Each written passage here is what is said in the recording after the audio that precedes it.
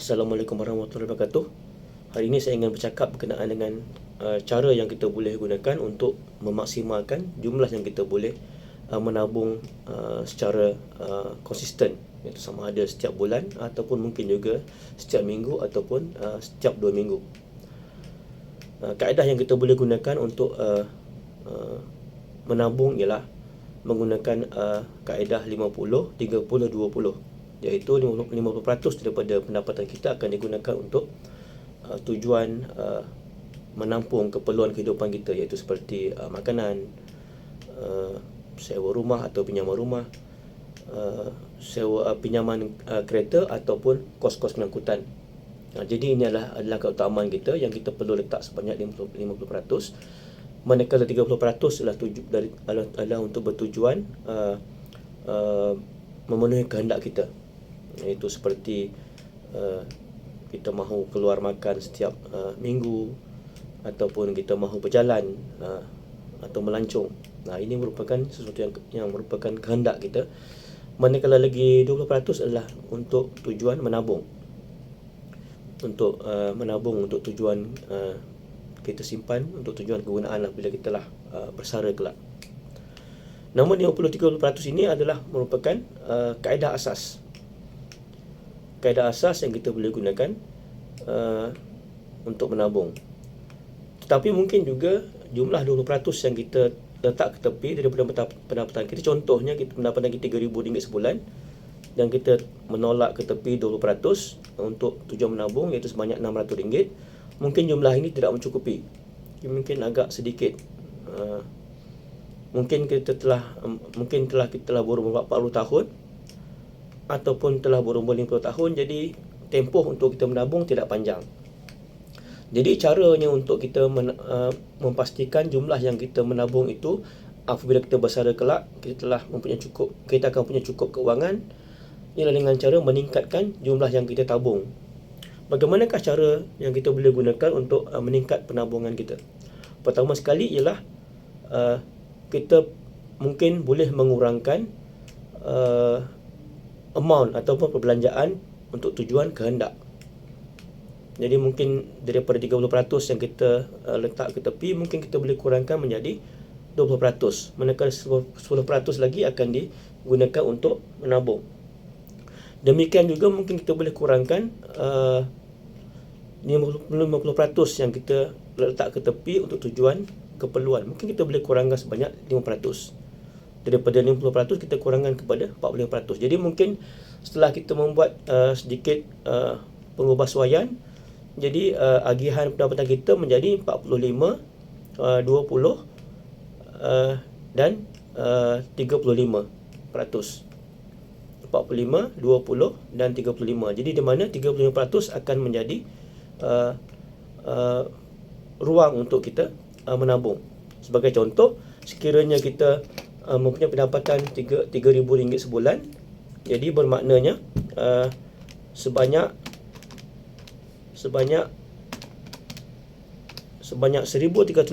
akan menjadi sumber untuk kita gunakan untuk tujuan keperluan kita. Manakala untuk tujuan kehendak kita dikurangkan menjadi 3,000 dikalikan dengan 20%, iaitu menjadi cuma RM600 sebulan untuk kehendak kita. Dan untuk tujuan tabungan, kita akan tingkatkan daripada RM600 kepada menjadi RM1,050. Jadi peningkatan yang banyak juga. Jadi dengan RM1,050 ini kita akan simpan setiap bulan untuk kita menjana jumlah cukup untuk kita mendapat digunakan apabila kita telah bersara kelak. Jadi amat perlu untuk kita menyimpan secara konsisten untuk amount yang bersesuaian untuk tempoh yang panjang. Jadi faktor utama yang untuk membolehkan kita mendapat simpanan yang mencukupi apabila kita telah bersara kelak ialah tempoh. Tempoh mestilah cukup panjang untuk kita menabung. Semakin lama kita menyimpan atau menabung, semakin banyaklah yang kita boleh dapati apabila kita bersara kelak. Sebagai contoh, sekiranya kita sekarang berumur 30 tahun, jadi mungkin kita boleh menyimpan atau menabung selama 30 tahun. Jadi 30 tahun ini tempoh cukup panjang, dan apabila kita telah bersara berumur 60 tahun kelak, jadi kita mempunyai tabungan yang mungkin mencukupi untuk kita gunakan di hari persaraan kelak. Jadi kita mungkin ada tabungan yang kita lakukan sendiri dicampur dengan KWSP yang kita akan perolehi apabila kita bersara kelak. Jadi mungkin mencukupi untuk kita melalui hari-hari persaraan kita. Jadi sebagai contoh, perlunya kita menabung secara untuk tempoh yang lama ialah sebagai contoh, katakan kita ada lagi 30 tahun untuk menyimpan. Andaikan sekarang kita berumur 30 tahun, jadi jika kita menyimpan sekarang, contohnya kita menyimpan RM100 sebulan, RM1 sebulan untuk tempoh 30 tahun. Andaikan sekiranya dividen yang kita perolehi ialah 5% tahun, jadi apabila kita selepas tempoh 60 tahun, kita akan mendapat sebanyak RM1 sebulan. RM1 sebulan selepas 30 tahun dengan dividen setahun 5%, kita akan mendapat sebanyak lebih kurang RM80,000 untuk tempoh 30 tahun.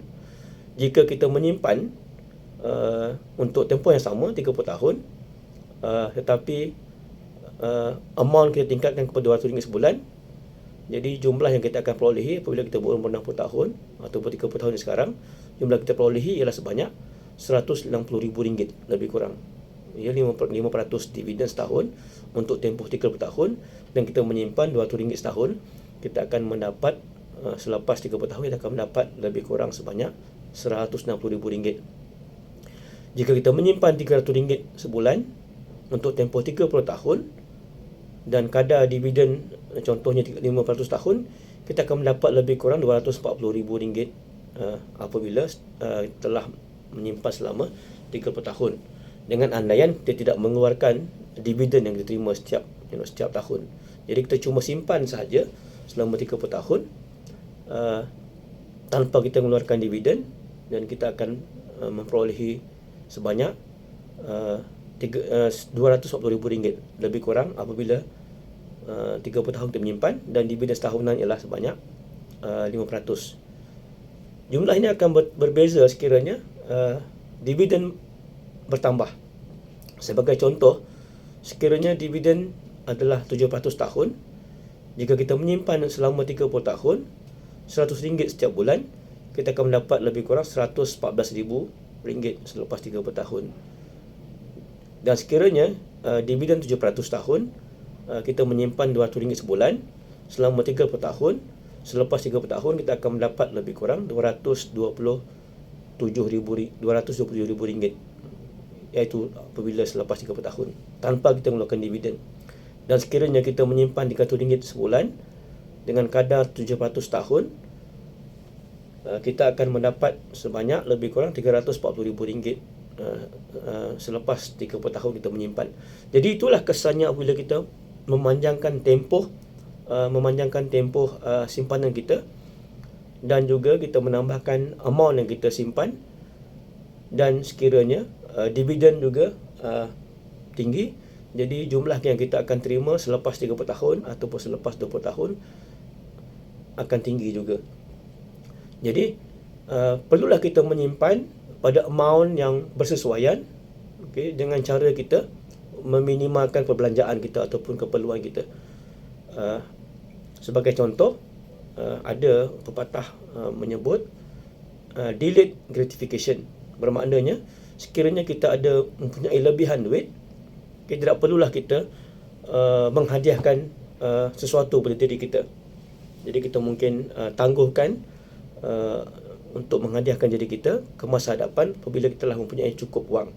Ini maksudnya delayed gratification. Jadi apabila kita menerima sesuatu yang contohnya bonus ataupun kenaikan gaji, jadi kita gunakan kenaikan gaji ataupun bonus ini kita masukkan ke dalam tabung kita untuk kita menyimpan. Jadi pada masa hadapan bila kita dah mencukupi wang, kita boleh lah untuk menghadiahkan diri kita.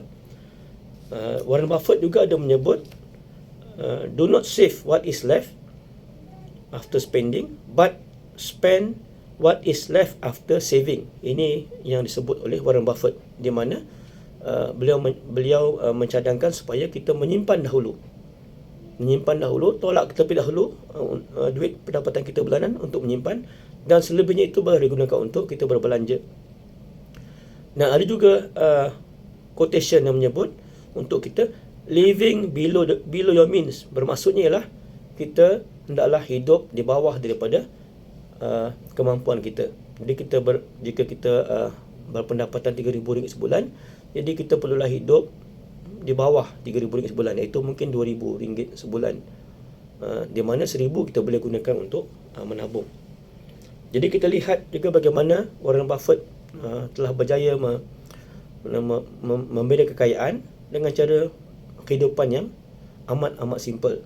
Sebagai contohnya, walaupun beliau merupakan seorang bilioner dan merupakan orang terkaya di dunia, tapi beliau masih lagi tinggal di rumah yang sama, rumah yang beliau beli pada tahun 1958. Beliau tidak berubah dengan membeli rumah yang besar, tapi kekal di rumah yang sama. Okey, walaupun beliau telah memiliki kekayaan yang banyak, tetapi masih tinggal di rumah yang sama. Jadi beliau tidak upgrade rumah. Okey, tidak upgrade rumah yang lebih besar walaupun beliau kaya. Demikian juga kereta yang beliau gunakan hanya kereta yang biasa. Beliau memiliki kereta Cadillac 2014, Cadillac 2016 dan juga Lincoln Town Car 2001. Jadi beliau tidak mempunyai kereta yang cukup mewah, hanya kereta yang biasa yang digunakan. Jadi ini yang bermaksud ialah living below your means, dan juga delayed gratification, dan juga do not save what is left after spending, but spend what is left after saving.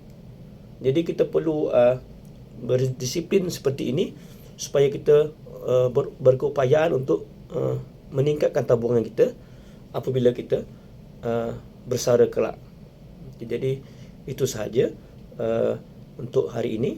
Jadi pastikan kita sentiasa menabung secara berdisiplin supaya kita mempunyai cukup wang apabila telah bersara kelak. Sekian, wabillahi taufiq wal hidayah. Assalamualaikum warahmatullahi wabarakatuh.